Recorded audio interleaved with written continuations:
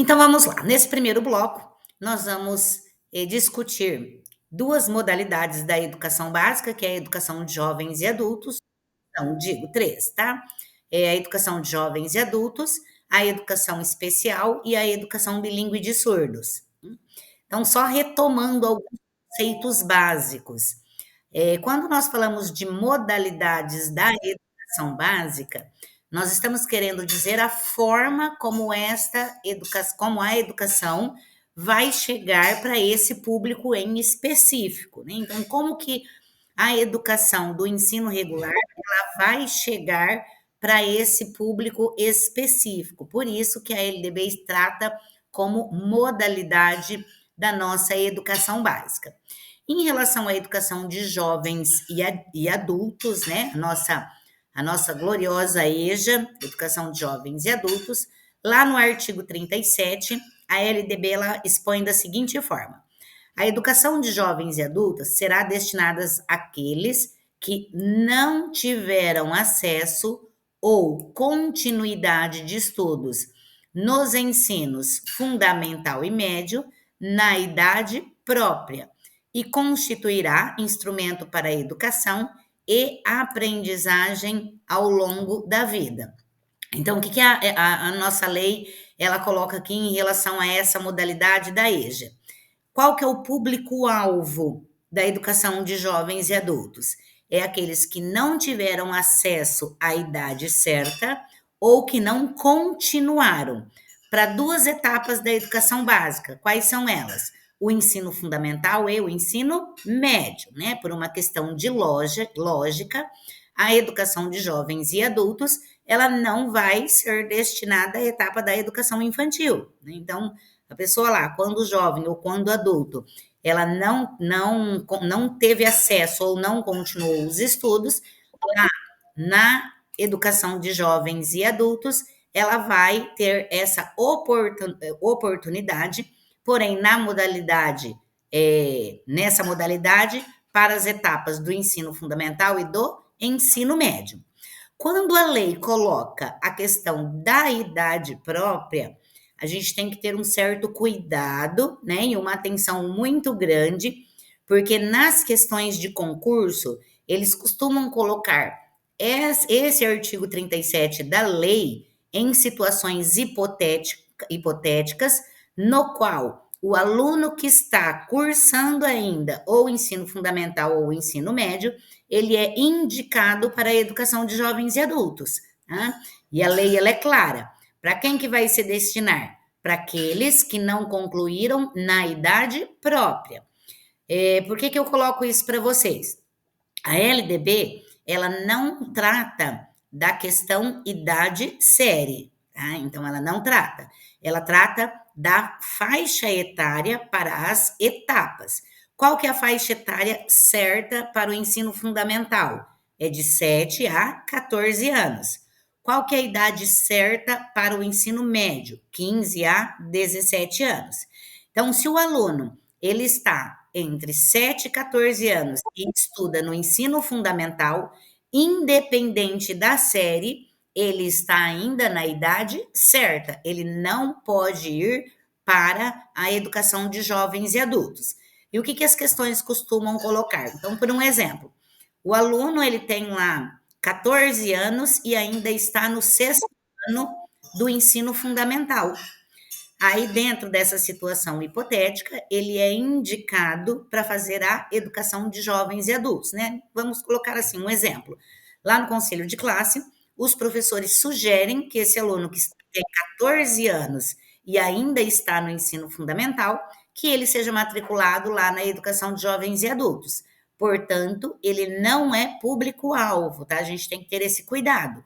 Por quê? A idade certa do ensino fundamental é de 7 a 14. Se o aluno tem 14, ele ainda está na idade certa. E ela tem essa interpretação porque a própria lei, né, ela permite aí a terminalidade dos estudos em alguns casos, né, ou o avanço nos estudos em alguns casos. Isso significa que mesmo ele estando no sexto ano, ele ainda pode terminar o ensino fundamental com 14, né? É só ele fazer, por um exemplo, um projeto, né, como nós tivemos antigamente, projeto de correção de fluxo, se ele cursar aquele ano e se apropriar dos conteúdos, né, básicos do ensino fundamental, ele pode ser matriculado aí tranquilamente aos 15 no ensino médio. E o mesmo acontece no ensino médio, né? Então, se o aluno tem 17 anos e ele ainda está no primeiro ano do ensino médio, ele não é aluno público-alvo da educação de jovens e adultos, porque a idade do ensino médio, a idade certa é de 15 a 17. E o público-alvo da EJA, da educação de jovens e adultos, é para aqueles que não concluíram nem o ensino fundamental ou o ensino médio na idade própria. Então vamos lá, para ficar bem claro. O aluno que estuda no ensino fundamental, para ele ser indicado para a EJA, ele tem que ter 15 anos ou mais. Se ele tiver menos de 15 anos, ele não pode ir para a educação de jovens e adultos. E lá no ensino médio, o aluno tem que ter 18 ou mais, porque a idade certa do médio é de 15 a 17. Então, se ele tem 18 anos e está no primeiro, está no segundo, aí sim ele pode ir para a educação de jovens e adultos. Tranquilo, turminha? Pedro? Tranquilo? Tá dando para entender? Bacana, tá? E também vai se constituir aí um instrumento para a educação e aprendizagem ao longo da vida. Como será ofertada a educação de jovens e exames? Então, existem duas formas de se ofertar essa modalidade, seja por meio de cursos ou seja por meio de exames. Então, o que diz lá no parágrafo primeiro? Os sistemas de ensino assegurarão gratuitamente aos jovens e adultos que não puderam efetuar os estudos na idade regular oportunidades educacionais apropriadas, consideradas as características do alunado, seus interesses, condições de vida e de trabalho. Então, a educação de jovens e adultos, eles têm esse direito, né? Eles têm esse direito assegurado de que seja ofertada essa educação de forma gratuita por meio de cursos, que é a educação normal, né, da modalidade EJA, ou por meio de exames.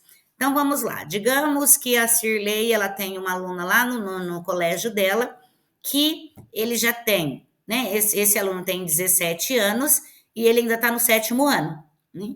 Então, a Cirlei, ela pode falar para esse aluno que existe um exame, né, para o ensino fundamental que possibilita que ele termine esse ensino fundamental, que aqui no Brasil nós temos o ENSEJA, né? Então, esse aluno tem 17 anos. Se ele fez a prova do ENSEJA, ele elimina o ensino fundamental e pode ser matriculado no ensino médio. Mas ele pode ser matriculado com 17 anos no ensino médio da EJA? Não, tá? Porque com 17 anos ele ainda está na idade própria do ensino médio. Agora, e se ele já tiver 18 anos? Aí ele pode fazer o exame do ENSEJA para o ensino fundamental e o exame do ENSEJA para o ensino médio. Ou ele pode eliminar o ensino fundamental por meio de exame e se matricular na educação de jovens e adultos. Aí sim, porque ele já tem 18 anos, né? Então, essa é a forma que é ofertada no Brasil a educação de jovens e adultos. Se vocês não estiverem entendendo, vocês podem levantar a mãozinha aí que eu vou explicando e sanando as dúvidas de vocês. Então, algumas observações para essa modalidade. Primeiro, a educação de jovens e adultos deverá articular-se preferencialmente com a educação profissional na forma do regulamento. Então, o que a LDB ela coloca aqui? Que essa modalidade da educação de jovens e adultos, de preferência, que ela se articule com a educação profissional. Então, que seja oferecido na educação de jovens e adultos do ensino médio o 5º itinerário formativo, que é o da educação profissional. Por quê? Porque a EJA, ela é uma modalidade da educação básica. Então, isso significa que tem que se cumprir também nessa modalidade as finalidades da educação, né? Que é o pleno desenvolvimento do educando, seu preparo para a cidadania e para o mundo do trabalho, tá? Então, aquela deixa claro como que nós vamos fazer essa qualificação para o trabalho, articulando a educação de jovens e de adultos, preferencialmente com a educação profissional, né? Então, ela vem reforçando aí o que ela já coloca lá na conceituação de EJA, que é uma modalidade que deve se adequar a quem? As características do aluno trabalhador. Os sistemas de ensino manterão cursos e exames supletivos que compreenderão a base nacional comum do currículo, habilitando ao prosseguimento de estudos em caráter regular. Então, o que ele coloca aqui também, né? Que a LDB coloca aqui para essa modalidade?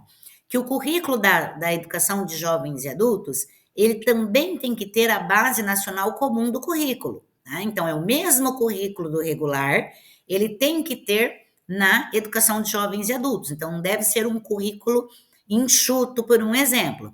É o mesmo currículo. O que vai acontecer com esse currículo lá na educação de jovens e adultos? Ele vai ter, né, que se adequar às características do aluno que estuda à noite, do aluno que é trabalhador, do aluno que há algum tempo já está fora da sala de aula, e como que vai acontecer essa adaptação do currículo, principalmente por meio de metodologias diferenciadas, que atinjam realmente, né, o processo de ensino e de aprendizagem desses estudantes, público-alvo da educação de jovens e adultos. Onde serão realizados os exames supletivos de conclusão do ensino médio? Então, os exames, né, que se referem à oferta da educação de jovens e adultos, eles vão se realizar no nível de conclusão do ensino fundamental para os maiores de 15 anos e no nível de conclusão do ensino médio para os maiores de 18 anos, que é isso que eu coloquei para vocês, né? Então, para terminar o ensino fundamental, né? Quando se fala em exame, quando se fala em SEJA, tem que ser para os alunos maiores de 15. E para o ensino médio, tem que ser para os alunos maiores de 18. Tranquilo? Deu para compreender? A educação de jovens e adultos é bem tranquila quando se trata de legislação federal. Aí a educação profissional nós falamos na aula passada, e agora nós temos a modalidade da educação especial, que tem o mesmo tratamento na lei que a educação de jovens e adultos. O que vai diferenciar? O público-alvo. Então, é o mesmo currículo que é trabalhado na educação regular, ele vai ser trabalhado na educação especial. Qual vai ser a diferença? A flexibilização curricular em função do público-alvo da educação especial. Então, o que a gente deve entender, né? Quais são as principais características sobre a modalidade da educação especial? Primeiro, ela vem conceituando o que seria a educação especial. Entende-se por educação especial, para os efeitos desta lei, porque está tratando da LDB, a modalidade da educação escolar oferecida preferencialmente na rede regular de ensino. Para quem que vai ser oferecida? Quem que é o público-alvo da educação especial? Os educandos com deficiência, transtornos globais do desenvolvimento e altas habilidades ou superdotação. Então, vamos lá. Quando nós formos estudar o referencial, a gente vai ver que vai aumentar um pouquinho esse público-alvo no estado do Paraná. Mas isso a gente vai ver lá quando nós formos estudarmos o referencial curricular do estado do Paraná. Para a LDB, quem são os alunos público-alvo da educação especial? Os educandos com deficiência, transtornos globais de desenvolvimento, altas habilidades ou superdotação.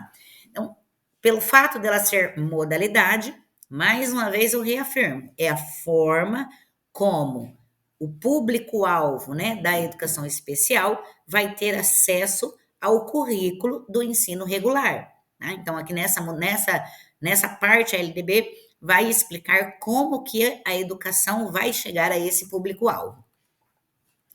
Onde será feito os serviços de apoio especializado?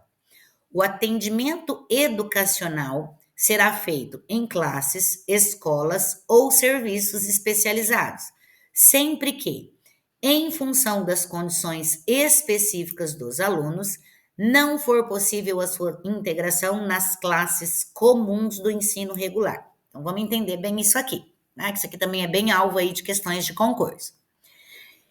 Aqui no artigo 58, a LDB coloca que a educação especial, ela vai acontecer preferencialmente na rede regular de ensino. Não é obrigatoriamente na rede regular de ensino, mas sim preferencialmente. Por que ela coloca, ela dá essa preferência para a rede regular?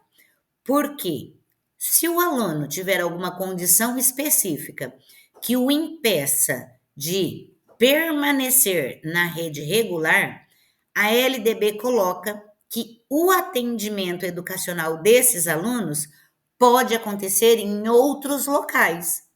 Então, de preferência, em primeiro lugar, onde vai acontecer o atendimento educacional do público-alvo da educação especial? Na rede regular.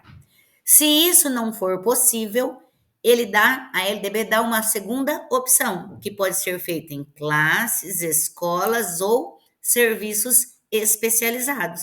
Né? Então, que ela vai colocar aqui? Ela vai dar uma série de preferências para atendimento desses alunos público-alvo da educação especial. Então, vamos colocar um exemplo aqui. Digamos que o aluno ele tenha lá um autismo muito severo e ele não está conseguindo se integrar na rede regular e, como consequência, o seu aprendizagem está sendo, o seu processo de ensino e de aprendizagem está sendo prejudicado. Então, esse aluno não é possível atender esse aluno na rede regular. O que a escola pode fazer? Ela pode direcionar o atendimento educacional desse aluno para classes, escolas ou serviços especializados. Né? Então, se ela não consegue lá, ela pode ir para uma classe especial dentro da própria escola, ou ela pode ir para uma escola especializada, ou ela pode ir para um serviço especializado, né? É claro que essas escolas, que esses serviços especializados, também têm a legislação própria. Então, vamos colocar mais um exemplo disso aí. O aluno que tem o seu atendimento educacional, por um exemplo, feito na APAE, né?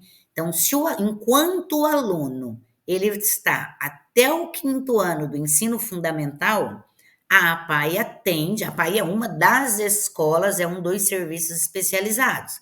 Ela oferece atendimento educacional para esses alunos. Quando o aluno vai para o 6º ano, aí a APAE já não oferece mais esse atendimento. Para onde esse aluno iria? Para uma classe, para uma escola específica, né? Para um serviço que atenda esse aluno com necessidade educativa especial que está impossibilitado de estudar na rede regular de ensino. Um outro exemplo bem claro disso aí. Então, tem aqueles alunos que têm mobilidade bem reduzida em função, né, da condição muscular, ou às vezes mesmo tem algum problema ósseo, né, que ele vai perdendo a sua capacidade de locomoção, de movimentos, e isso é um processo doloroso para esse aluno, que impede que ele fique 4 horas na rede regular de ensino ou 7 horas se ele estiver numa escola em tempo integral. Onde que esse aluno vai estudar? Numa classe, escola ou serviço especializado. São casos raros, porém, né, a LDB ela abre essa possibilidade. Então, retomando, para ficar bem claro, né, que se cairia isso na questão. A gente não pode ir pelo nosso conhecimento prático, né? Então, de repente, fala assim, ai, Mário, mas lá na escola, independente, né, da condição do aluno, ele está na rede regular. Então, isso é uma situação prática. Nós estamos discutindo legislação. Preferencialmente, o aluno vai ser atendido na rede regular de ensino. Não foi possível, ele vai para classe, escola ou serviço especializado. O que a LDB quer dizer com isso? Ela quer garantir o atendimento educacional com qualidade para o público-alvo da educação especial. Joinha para cima? Então vamos lá. Pode falar, Sandra.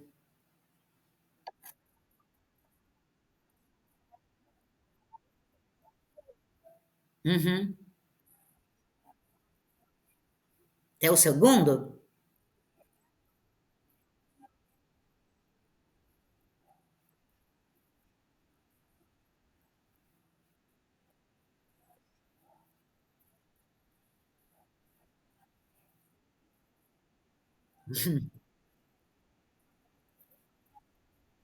Aham.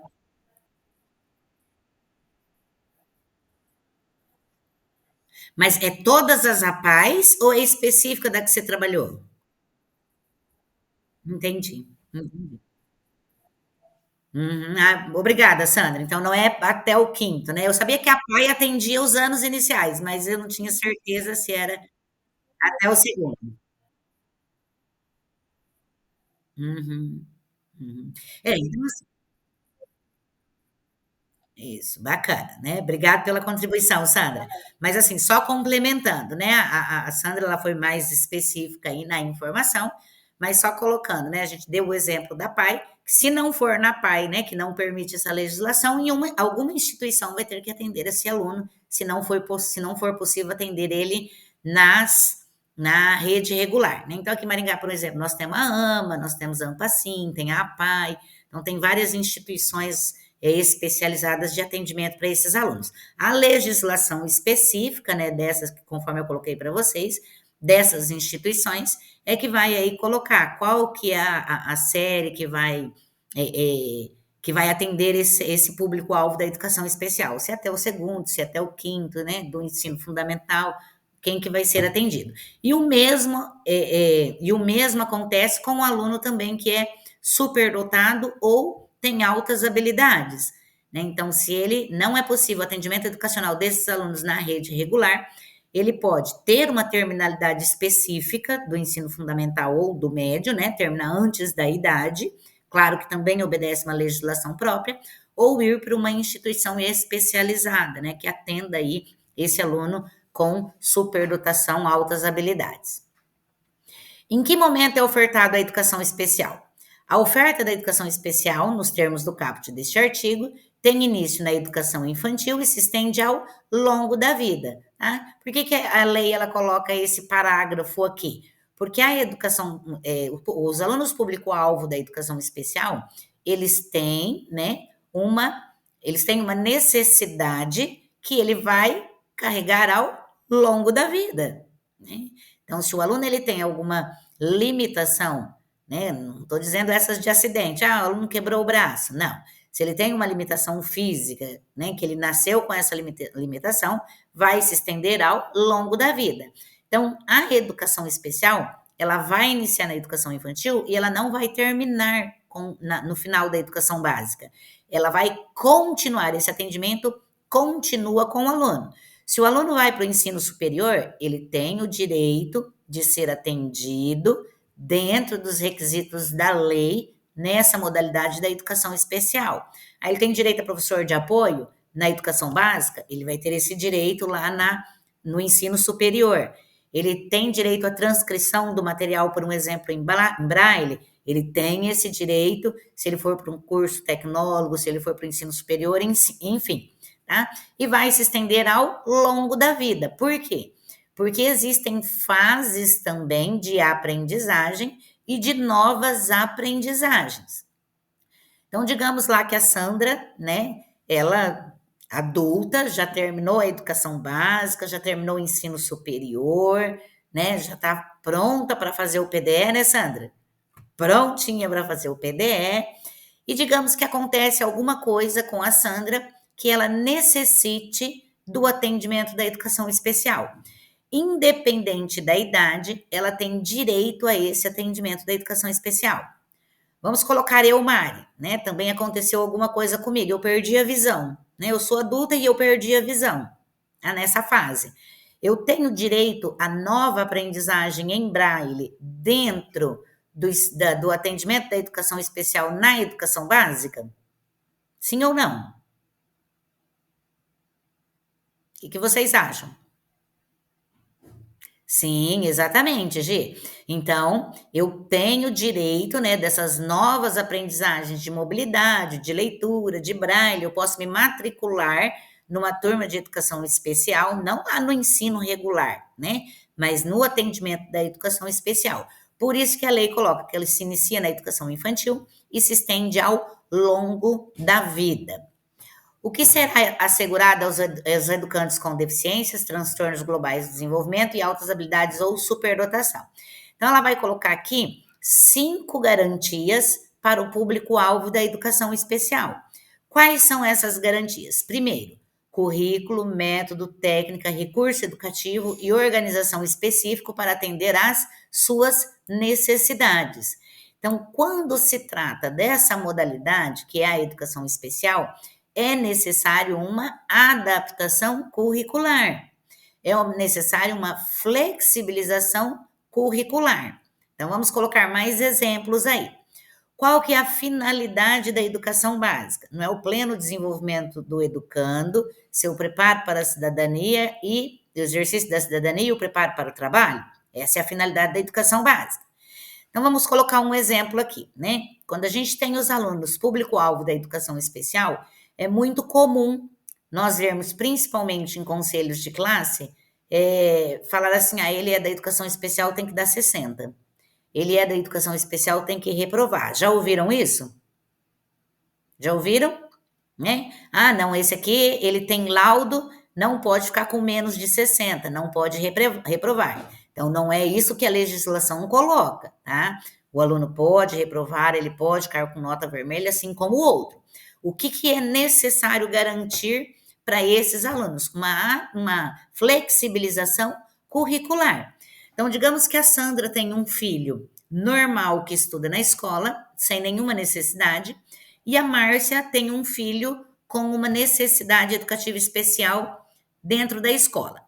O filho da Sandra, né, que não tem nenhuma necessidade, ele tem direito ao currículo, ele é avaliado e ele só passa de uma etapa para outra ou de um ano para outra se ele tiver o rendimento mínimo que aquela instituição, né, tem lá no seu regimento para ser aprovado. Então, se ele tirar menos que 60, ele é reprovado. O filho da Márcia, por sua vez, como ele é um aluno com necessidade educativa especial, aí naquela escola eles falam assim: não, é no mínimo 60, porque ele tem uma necessidade educativa especial. Vejam bem, se a escola não trabalhar a flexibilização curricular que diz aqui a LDB, se a escola não utilizar métodos diferenciados para ensinar o filho da Márcia, técnicas, a utilização dos recursos que eles têm direito e a organização para atender as necessidades do filho da Márcia, tá? Aí a Márcia, ela não vai ter a crença de que a educação também está cumprindo a sua função social. Por que eu digo isso? Então vamos lá.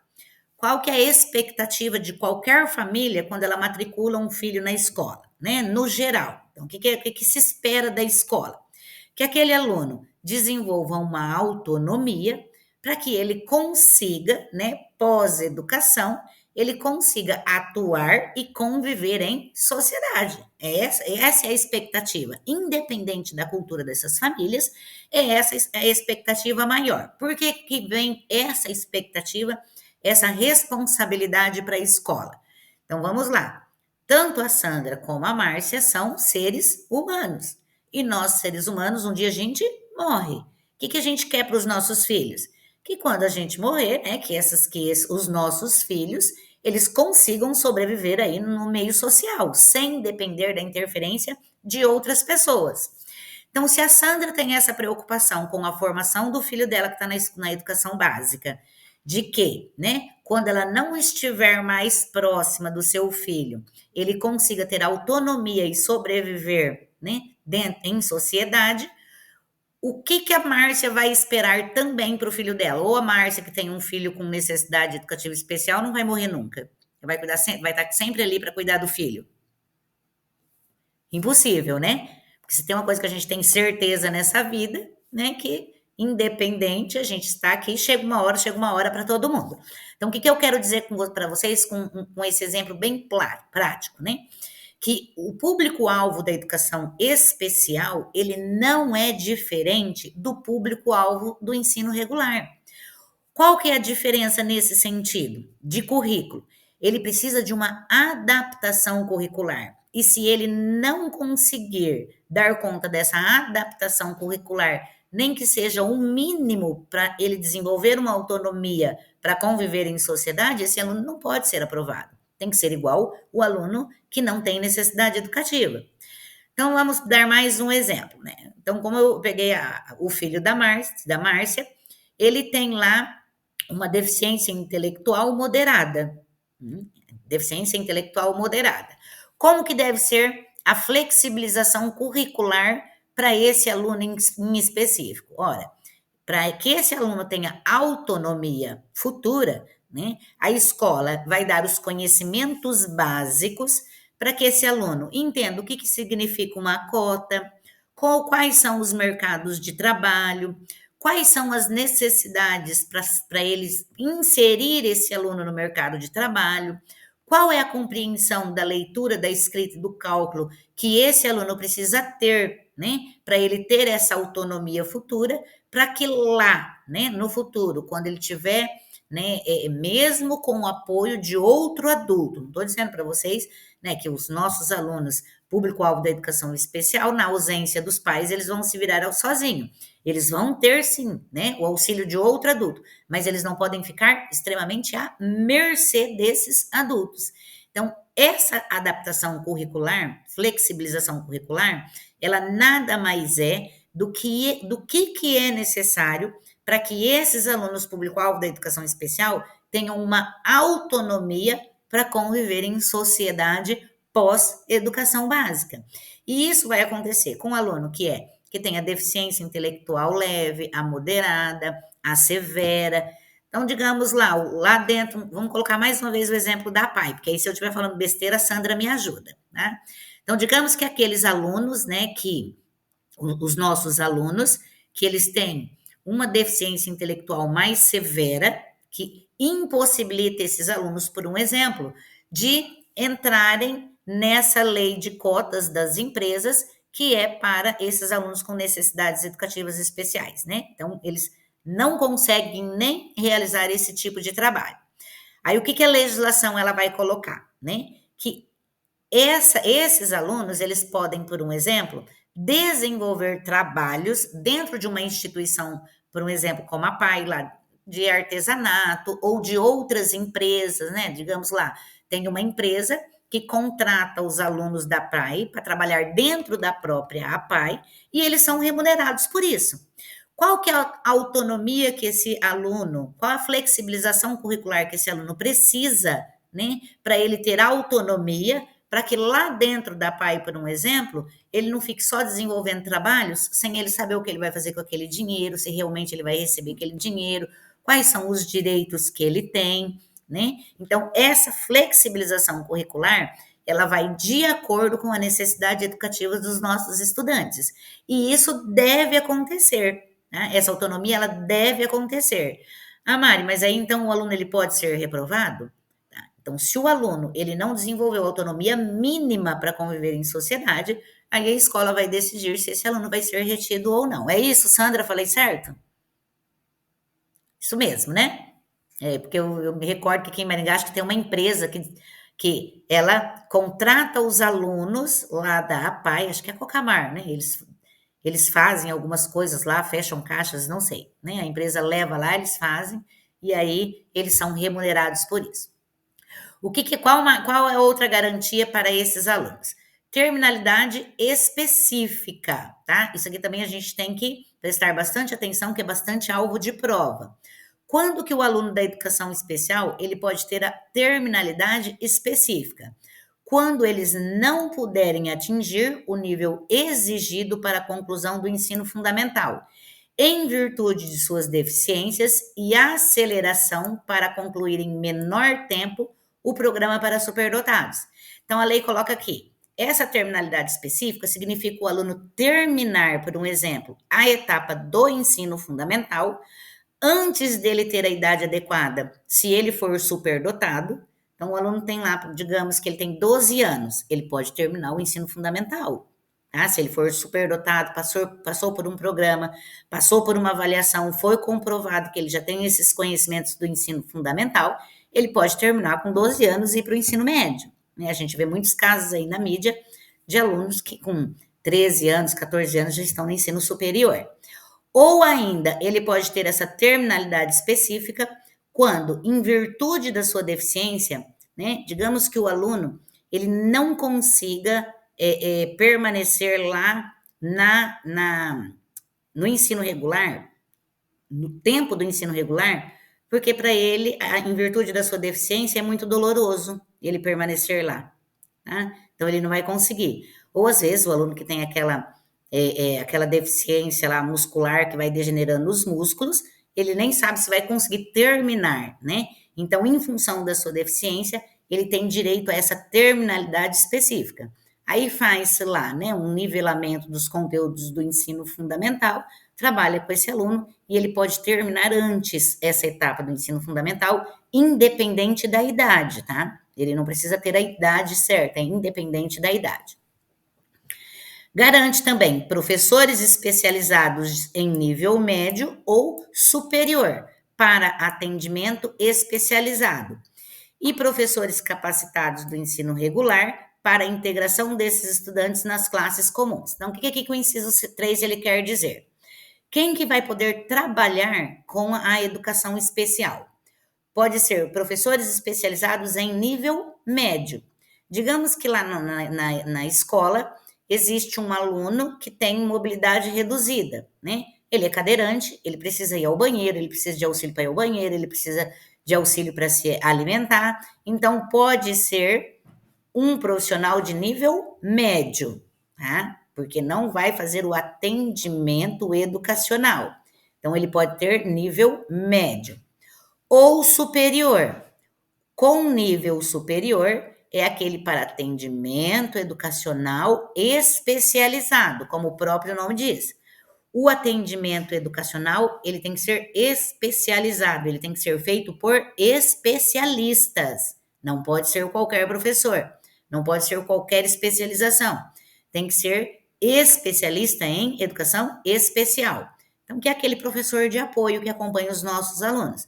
Ele precisa ter o curso aqui no estado do Paraná de especialização em educação especial inclusiva. Por quê? Para atender a lei maior, que é a lei federal, a LDB, que fala que para trabalhar com o aluno público-alvo da educação especial, o atendimento educacional tem que ser feito por especialistas. Qual é o outro profissional que vai atender esse público-alvo?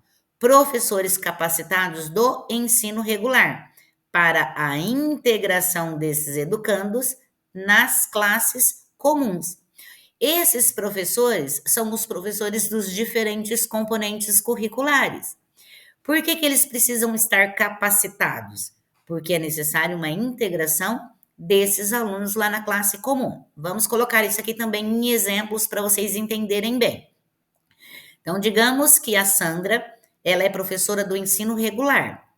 E a Márcia é a professora que faz, né, que ela tem lá, vai dar o atendimento especializado. Por quê? Porque a Márcia, ela é especialista em educação especial. A Sandra, por sua vez, ela é professora de química, né, lá do ensino médio. Aí, como tem que ter a flexibilização curricular e como consequência uma adaptação da avaliação, a Sandra vai lá e fala assim, Márcia, tá aqui a minha prova que eu vou dar para todo mundo. Você tem que adaptar ela para o nosso aluno que tem necessidade educativa especial. A Márcia, por sua vez, devolve para a Sandra. Não, eu não entendo nada de química, como que eu vou fazer essa adaptação? Essa adaptação quem tem que fazer é você. Não é assim que acontece na maioria das vezes? Né? O jogo de empurra. Aí a Sandra volta de novo para a Márcia. Não, mas quem tem especialização em educação especial é você. Eu não sei fazer essa adaptação. Tá? Então, como que isso vai acontecer? Né? É necessária a integração desses alunos na classe comum. Ambos os profissionais, tanto o especializado em atendimento educacional como o do ensino regular, vão entrar com os seus conhecimentos específicos para que aconteça essa flexibilização curricular e essa adaptação da avaliação. Então, a Márcia vai falar assim, agora parou, né? Agora as duas já sabem como deve acontecer. Então, a Márcia vai chegar e falar assim, olha, Sandra, o João, que é o nosso aluno que tem necessidade de educativa especial, dentro do contexto da química, o que é importante ele conhecer, ele entender, para ele ter uma autonomia futura? De acordo com a sua necessidade, ele precisa compreender bem os rótulos, ele precisa compreender bem, né, o que contém nos alimentos, como ele vai selecionar os alimentos industrializados, ele precisa compreender, digamos lá, dentro dos elementos químicos, o que é o básico para a sua sobrevivência. Ele precisa ter essa leitura da química. Aí a Sandra fala assim: ah, bacana, né? Então, dentro do conteúdo que eu estou trabalhando, eu já separei os rótulos de supermercado e eu vou trabalhar com o João. E lá na avaliação da Sandra, né, ela vai colocar lá os diferentes rótulos, o João vai ter que identificar, vai ter que descrever, enfim, tá? Um exemplo bem rústico aí de flexibilização curricular e adaptação de avaliações, tá? Então, quando a LDB coloca que os professores têm que ser capacitados no ensino regular, é que eles devem compreender que existe um público-alvo dentro da educação especial e é necessário uma flexibilização curricular. E junto com o professor especializado de nível superior, eles vão construir o currículo para os alunos público-alvo da educação especial. Bacana? Joinha? Educação especial para o trabalho, visando a sua efetiva integração na vida em sociedade, que é o que eu coloquei para vocês, né? Esses exemplos que eu coloquei para vocês. O currículo ele vai dar autonomia também para o preparo para o trabalho, né? E caso ele não consiga em sociedade, esse trabalho, né, ele tem que ser voltado para instituições parceiras aí do Estado, da União, enfim, as instituições que trabalham com isso. E por fim, acesso igualitário aos benefícios dos programas sociais suplementares disponíveis para o respectivo nível do ensino regular. Então, o que são programas suplementares que tem lá no ensino regular? São aqueles programas de material didático, transporte, alimentação e assistência à saúde. Então, quando se fala de programas suplementares dentro da educação básica, são esses 4 programas: a alimentação, assistência à saúde, material didático e o transporte. Todos esses programas que tem no ensino regular também tem que ter na educação especial. Então, o aluno público da educação especial também tem direito a todos esses programas. Bacana, turminha? Então, de modo geral, assim é tratado a nossa educação especial. E por fim, nós vamos para a última modalidade, né, da educação básica, que é a modalidade bilíngue de surdos, tá? Então, essa lei aqui, ela foi incluída em 2021, a 8ª modalidade. Eram 7, agora nós temos 8 modalidades da educação. O que seria a educação bilíngue de surdos? A legislação, a LDB, ela sempre inicia conceituando o que é aquela modalidade, o que é aquele aspecto que vai ser tratado. Não somente a LDB, mas a legislação educacional em si, ela sempre inicia conceituando o que ela vai tratar aí em seus diferentes artigos.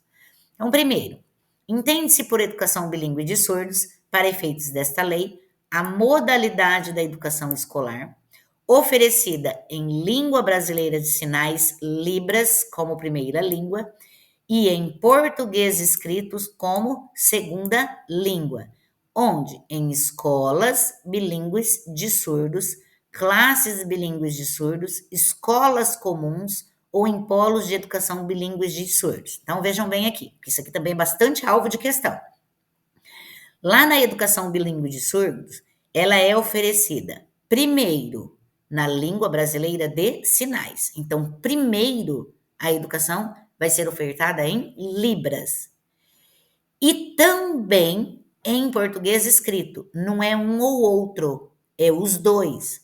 Então, primeiro em Libras e, como segunda língua, português escrito, tá? Então, a Libras é primeira, português escrito, segunda língua. E nessas instituições que eu coloquei. Quem é o público-alvo da educação bilíngue de surdos? São os surdos, surdo-cego, com deficiência auditiva sinalizante, surdo com alta habilidade ou superdotação, ou outras deficiências associadas, optantes pela modalidade de educação bilíngue de surdos. Então, às vezes, né, a criança ou adolescente, ele é surdo, porém ele tem altas habilidades. Ele é surdo, porém ele tem outra deficiência associada. Então, optou pela forma que vai chegar à educação, pela forma que está se ofertando a educação, que é a bilíngue de surdos, esse aqui será o público-alvo dessa educação, dessa modalidade. Em relação ao atendimento educacional especializado, haverá, quando necessário, serviços de apoio educacional especializado, como atendimento educacional especializado bilíngue, para atender às especificidades linguísticas dos estudantes. Quando se trata de atendimento educacional especializado, não somente para a educação bilíngue de surdos, mas para todo o público-alvo também da educação especial, a lei não coloca uma obrigatoriedade desse atendimento. Então, haverá, quando necessário, o serviço de apoio educacional especializado. E aqui que as questões também costumam trocar bastante. Eles colocam que obrigatoriamente haverá o serviço de apoio educacional especializado, mas não, a lei coloca que haverá, quando necessário, esse serviço de apoio. Tá? Então, o serviço de apoio, ele é educacional e ele tem que ser especializado. Aqui sim, não entra o professor de nível médio, porque ele é um atendimento educacional feito por especialistas, por isso ele é especializado. Né? E para educação bilíngue de surdos, também existe aí esse direito. Em relação ao atendimento, a oferta da educação bilíngue de surdos terá início ao 0 ano na educação infantil e também se estende ao longo da vida, assim como dentro da modalidade da educação especial. Por que muita coisa aqui se assemelha ao público-alvo da educação especial? Porque é uma modalidade nova, tá? Então, antes, a surdez, ela era atendida também dentro do público-alvo da educação especial, agora ela tem uma modalidade específica. Como será efetivada a matrícula? O disposto no caput deste artigo será efetivado sem prejuízo das prerrogativas de matrícula em escolas e classes regulares, de acordo com o que decidir o estudante ou no que couber seus pais ou responsáveis e das garantias previstas no Estatuto da Pessoa com Deficiência, que inclui para surdos oralizados o acesso a tecnologias assistivas. Então, aqui ele vai fazer, né, a matrícula na escola específica, né, da escola especializada ou na escola regular, sem prejuízo algum aí, né, de acordo com a escolha do pai ou dos estudantes, tendo, né, tendo aí a utilização das tecnologias assistivas aí para os surdos oralizados. O que os sistemas de ensino vão assegurar para os educandos público-alvo dessa modalidade? Então, vamos lá. Além do disposto lá do artigo 59, que nós já passamos, os sistemas de ensino assegurarão aos educandos surdos, surdo cego com deficiência auditiva sinalizante, surdo com altas habilidades ou superdotação, ou com outras deficiências associadas, materiais didáticos, professores bilíngues com formação e especialização adequados em nível superior. Então, o que a lei coloca aqui? Que para trabalhar com esse público-alvo da educação bilíngue de surdos, então vai ter que ser garantido os materiais didáticos e professores bilíngues com formação e especialização adequada. Aqui no Brasil, um professor para ser bilíngue, ele precisa fazer um curso de Libras de nível de especialização e não pode ser qualquer curso de Libras com nível de especialização. Os professores desse curso, eles têm que ter um cadastro, né, no Ministério da Educação, que para trabalhar, né, para dar aula nessas especializações, ele tem que ter um cadastro no Ministério da Educação com o curso de Libras exigido dentro dos critérios do Ministério da Educação. Tá? Então, por um exemplo, a Sandra, ela tem o curso de Libras, né, porque foi ofertado pela igreja, aí ela foi lá e fez o curso de Libras. A Sandra não está apta para trabalhar como público-alvo da modalidade da educação, né, bilíngue de surdos. Tá? Por quê? Porque o curso de Libras que ela tem não está dentro dos parâmetros aí que o Ministério da Educação coloca para atuar dentro dessa modalidade. Processo de contratação de professores e avaliação periódica da educação bilíngue, né?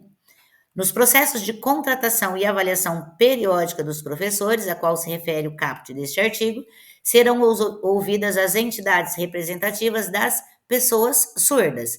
Então vamos lá. Vai contratar o professor, né? Quem vai ser ouvido? A entidade representativa das pessoas surdas. Como todo o processo, né, da educacional no Brasil, ele passa pelos princípios da democratização da educação, então a participação da sociedade civil organizada, ela é muito importante, né, dentro da legislação própria de algumas especificidades aí da nossa legislação. E a educação bilíngue de surdos, ela não é diferente, tá? Então, para a contratação de professores, deve ser ouvido o quê? As entidades representativas das pessoas surdas. A modalidade de educação bilíngue de surdos foi criada no ano de 2021, agora são 8 anos dessa modalidade. Além disso, é facultativa aos pais responsáveis ou o que couber aos alunos se matricularem na modalidade de ensino bilíngue de surdos sem prejuízo da matrícula das classes regulares, ou seja, das aulas realizadas com a presença de todos os alunos. Então, o que acontece aqui, né? Então, o aluno, ele está matriculado lá na educação bilíngue, no ensino regular, né? Tem direito a todo aquele atendimento educacional especializado, e ele pode também estar matriculado, por exemplo, na Ampacim. Aqui em Maringá a gente tem aí uma instituição, né, de atendimento, e ele pode estar matriculado na Ampacim também. Depois a gente trata aqui do ensino superior, eu só coloquei algumas coisinhas, né, que se tiver alguma surpresa na prova, mas a educação, o ensino superior, ele não é alvo aqui das nossas discussões, porque não entra dentro da temática do nosso curso. Deixa eu só parar a gravação.